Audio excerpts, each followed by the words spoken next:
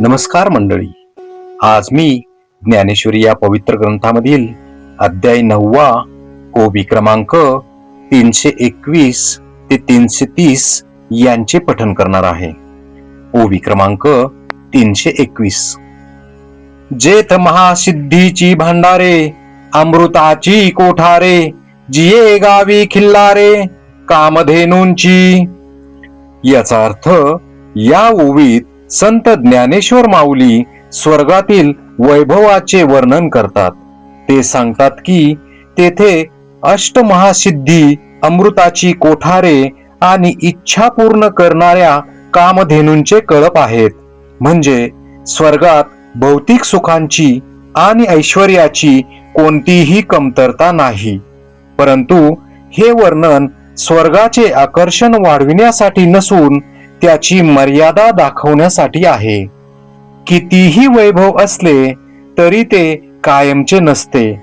परमेश्वर प्राप्तीचा आनंद मात्र शाश्वत असतो. उदाहरण जर म्हटलं तर एखाद्या श्रीमंत व्यक्तीकडे सर्व सुख सोयी असल्या तरी मनशांती नसेल तर त्या संपत्तीचा खरा उपयोग होत नाही. तसेच स्वर्गाचे वैभवही परमेश्वर प्राप्तीशिवाय अपूर्ण आहे. ओवी क्रमांक 322. जेथ ओळगे देव पायिका, सैंधे चिंतामणीची या भूमिका, विनोद वनवाटिका, सुरतरुंची या. याचा अर्थ या ओवीत स्वर्गातील दिव्य सौंदर्याचे वर्णन केले आहे. तेथे चिंतामणीचे रस्ते, कल्पवृक्षांच्या बागा आणि देवांचे सेवक सर्वत्र आहेत. म्हणजे प्रत्येक इच्छा पूर्ण होण्यासारखी व्यवस्था आहे. परंतु भगवंत सूचित करतात की अशा सुखांमध्ये मन रमले तर मनुष्य अंतिम सत्य विसरू शकतो. म्हणून बाह्य ऐश्वर्यापेक्षा आत्मिक आनंद अधिक महत्वाचा आहे. उदाहरण जर म्हटलं तर एखादे मूल खेळण्यांच्या दुकानात इतके रमते की त्याला आई वडिलांचा विसर पडतो. तसेच भोगामध्ये रमल्याने परमेश्वराचा विसर पडू शकतो. ओवी क्रमांक 323. गंधर्व गातगानी, जेथ रंभे ऐशिया नाचनी, उर्वशी मुख्य विलासिनी, आंतोरिया. याचा अर्थ या ओवीत स्वर्गातील संगीत, नृत्य आणि मनोरंजनाचे चित्र उभे केले आहे. गंधर्वांचे गायन, रंभेचे नृत्य आणि उर्वशी सारख्या अप्सरांचे सौंदर्य हे स्वर्गाचे आकर्षण आहे. पण हे सर्व इंद्रिय सुख देणारे असून ते कायमचे टिकत नाही. म्हणून संत ज्ञानेश्वर सांगतात की आत्म्याला शाश्वत समाधान देणारा आनंद फक्त परमेश्वरातच आहे. उदाहरणार्थ जर म्हटलं तर एखादा चित्रपट पाहताना काही तास आनंद मिळतो, पण तो संपल्यानंतर तो आनंदही संपतो. स्वर्गातील भोग सुखाचे स्वरूपही असेच तात्पुरते आहे. ओवी क्रमांक 324.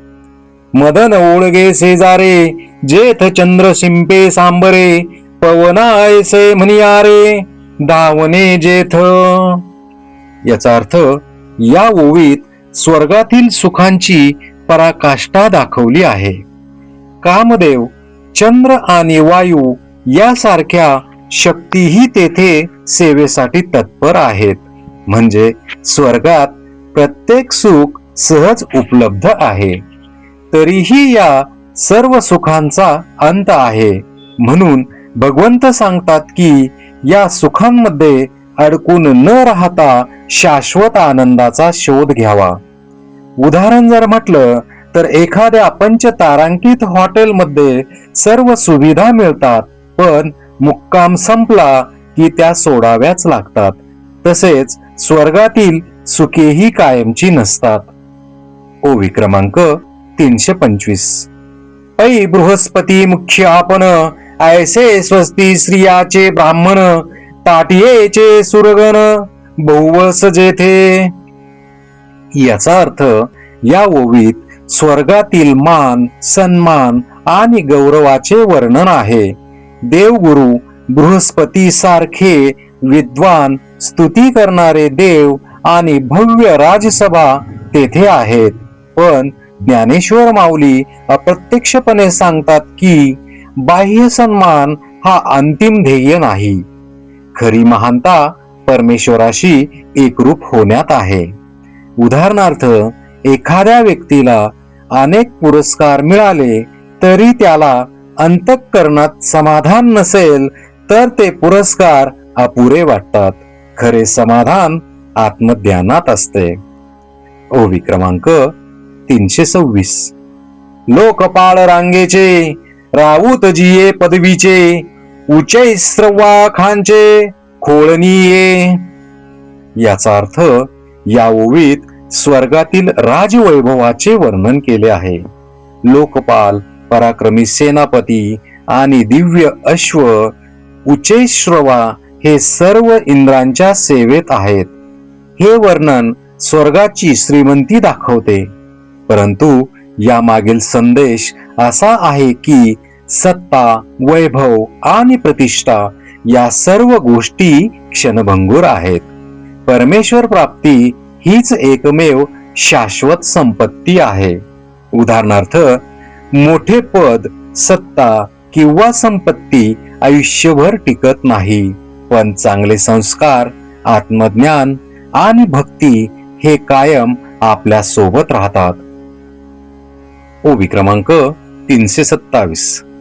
हे असो बहु ऐसे, भोग इंद्र सुखा सरिसे, ते भोगी जती जव असे पुण्यलेशू. याचा अर्थ या ओवीत श्रीकृष्ण सांगतात की स्वर्गात मिळणारे सुख अत्यंत विलक्षण आणि इंद्राच्या सुखासारखे असते. पण हे सुख फक्त तोपर्यंतच मिळते जोपर्यंत पुण्याचा साठा शिल्लक असतो. पुण्य संपले की त्या सुखाचाही अंत होतो. म्हणून स्वर्ग सुख हे शाश्वत नसून तात्पुरते आहे. परमेश्वर प्राप्तीचा आनंद मात्र कधीही संपत नाही. उदाहरणार्थ, मोबाईल मध्ये रिचार्ज असेपर्यंत इंटरनेट चालते. रिचार्ज संपले की सेवा बंद होते. त्याचप्रमाणे पुण्य संपले की स्वर्ग सुखही संपते. ओवी क्रमांक 328. मग तया पुण्याची पाऊटी सरे, सवेची इंद्रपणाची उटी उतरे, आणि येऊ लागती माघारे मृत्यूलोका. याचा अर्थ या ओवीत श्रीकृष्ण सांगतात की पुण्य संपताच स्वर्गातील सर्व वैभव, मान आणि ऐश्वर्य नाहीसे होते. इंद्रासारखे सुख भोगणाऱ्यालाही पुन्हा मर्त्यलोकात यावे लागते. यावरून स्पष्ट होते की स्वर्गातील पद आणि सुख कायमचे नसते. म्हणून नाशवंत सुखापेक्षा शाश्वत सत्याचा शोध घ्यावा. उदाहरणार्थ, एखाद्या कंपनीत उच्च पदावर काम करणारा अधिकारी निवृत्त झाल्यानंतर त्याचे पद आणि अधिकार संपतात. त्याचप्रमाणे स्वर्गातील वैभवही कायम राहत नाही. ओवी क्रमांक 329. जैसा वेश्या भोगी कवडा वेचे, मग दारही चेपून येतीयेचे, तैसे राजीर्वाने दीक्षितांचे काय सांगू. याचा अर्थ या ओवीत संत ज्ञानेश्वर अत्यंत प्रभावी दृष्टांत देतात. जसा एखादा मनुष्य आपली सर्व संपत्ती क्षणिक भोगामध्ये खर्च करून शेवटी रिकाम्या हाताने परततो, तशीच स्वर्ग सुखासाठी कर्म करणाऱ्यांची अवस्था होते.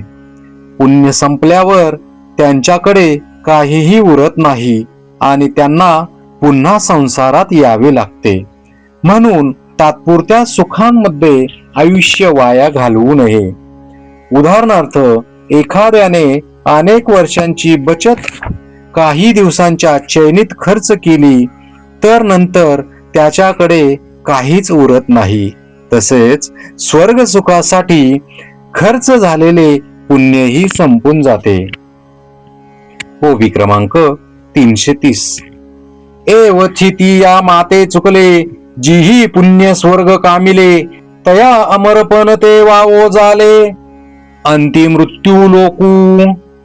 याचा अर्थ या ओवीत श्रीकृष्ण अंतिम निष्कर्ष सांगतात.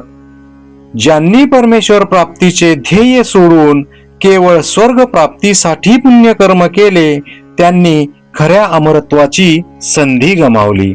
स्वर्गात काही काळ राहिल्यानंतर त्यांना पुन्हा मृत्यू लोकात जन्म घ्यावा लागतो. त्यामुळे शाश्वत आनंद आणि मोक्ष मिळवण्यासाठी भगवंताची निष्काम भक्ती आणि आत्मज्ञान हाच श्रेष्ठ मार्ग आहे. उदाहरण जर म्हटलं तर एखादा विद्यार्थी कायमस्वरूपी यश मिळवण्याऐवजी फक्त तात्पुरत्या बक्षिसासाठी मेहनत घेतो तर तो मोठी संधी गमावतो.